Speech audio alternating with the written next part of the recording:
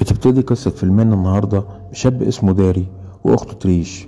بيكونوا مع بعض في العربية، وأخته بتقوله إنها حلمت بيه حلم وحش، بإن شيطان براس تعبان بيلتهمه وبياكله.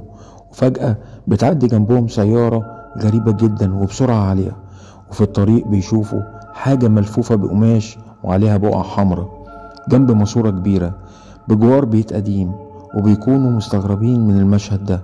وفجأة بتظهر نفس السيارة الغريبة مرة أخرى، وبتكون وراهم وبتكون مسرعة جدا، وفعلا بتخبطهم وبينحرفوا عن الطريق. والسيارة الغريبة بتكمل في طريقها عادي كأن ما حصلش أي حاجة، وبيكونوا خايفين جدا من الحادثة ديت. وداري بيربط شنطة العربية بجسم العربية نتيجة الحادث، وداري بياخد رأي أخته إنهم يرجعوا يشوفوا القماشة الملفوفة، وهي تقوله بلاش مغامرات، وداري يقول لها هنبص بس في الماسورة ونرجع على طول. وفعلا بيرجعوا لمكان الماسورة الضخمة، وبيكون البيت اللي جنبها مهجور. وبينزل داري وأخته بيروحوا للماسورة، وبتكون في ريحة وحشة جدا. وداري بيسأل هل في حد تحت، ومحدش طبعا بيرد عليه. وبينور كشاف وبيقول لاخته انا هدخل في الماسورة عشان اشوف في حاجة تحت، واخته بتنصحه بلاش تنزل. فهي بتمسك رجليه وهو بيدخل في الماسورة، وفجأة بتهجم عليه فيران كتير، وبالتالي بتهجم على اخته، وهي غصب عنها بتسيب رجل اخوها لما بتشوف الفيران. فبيسقط في الماسورة، واخته بتنده عليه وتقول له رد عليا. وداري بيفوق وبتسأله هتخرج ازاي من عندك. وداري بيتجول في المكان اللي تحت، وبيلاقي القماشة السوداء الملفوفة وبيكون جواها جثة، وبيظهر غربان كتير عند البيت المهجور. وداري بيتفاجئ لما بيلاقي جثث كتير في سقف المكان اللي هو فيه. وتريش بتزهق وبتلاقي العربية الغريبة جاية بسرعة ناحيتها، فبتخاف جدا وبتركب العربية وبتحاول تدورها، لكن بتلاقيها عربية تانية خالص. وفجأة بيخبط على الإزاز أخوها، وبيكون متبهدل خالص ومخضوض جدا.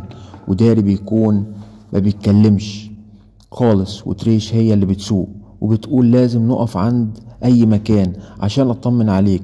وبتنزل الاستراحة وبتطلب من الناس الموجودة إنهم يساعدوها هي وأخوها بيكون منهار، وبيطلب الشرطة. وفجأة بيهجم كائن ضخم وغريب على السيارة بتاعتهم، وبيجي البوليس، والكائن الغريب بيعطل العربية ويوقفها بتاعة الشرطة، وبيكون لابس بلطو اسود، وبيكون لابس برنيت على راسه، وشكله بيكون مخيف جدا. وبيخلص على رجال الشرطة بالكامل وبياكل لسان واحد منهم. وداري واخته بيطيروا بسرعة على العربية من الرعب والمنظر اللي شافوه، وبيقفوا عند بيت في الطريق، وبيطلع ليهم سيدة عجوزة عندها قطط وبيسألوها على تليفون. وتريش بتقول لها ضروري عايزين تليفون عشان في كائن ضخم هجم على ناس كتير وخلص عليهم. وفجأة السيدة العجوزة بتصرخ وبتسكت خالص وبتموت، وبيظهر جنبها اللي خلص عليها وهو نفس الوحش المرعب. فبيهرب بسرعة داري وتريش وبيروحوا على اسم الشرطة وبيطمنوا أهلهم عليهم. وبيظهر ناس كتير مختفية من البلد اللي هم فيها متعلق صورهم في الاسم. وبتخلص تريش المكالمة مع والدتها، وبتيجي أخصائية اجتماعية تبع للاسم وبتعرفهم إن فعلا في كائن غريب وحش بيجي كل 23 ربيع، وبيفضل موجود 23 يوم، بيخلص على كل الناس الموجودة اللي بيقابلهم عشان بياخد أجزاء منهم من جسمهم.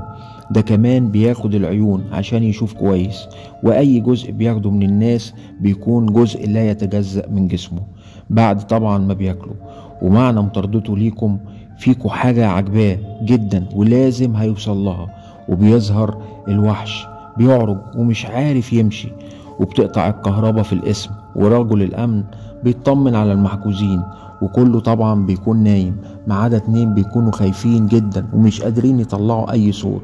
لما بيكون الوحش المرعب بياكل جزء من زميلهم المحجوز معاهم عشان يكمل ويعالج رجليه اللي بيعرج بيها.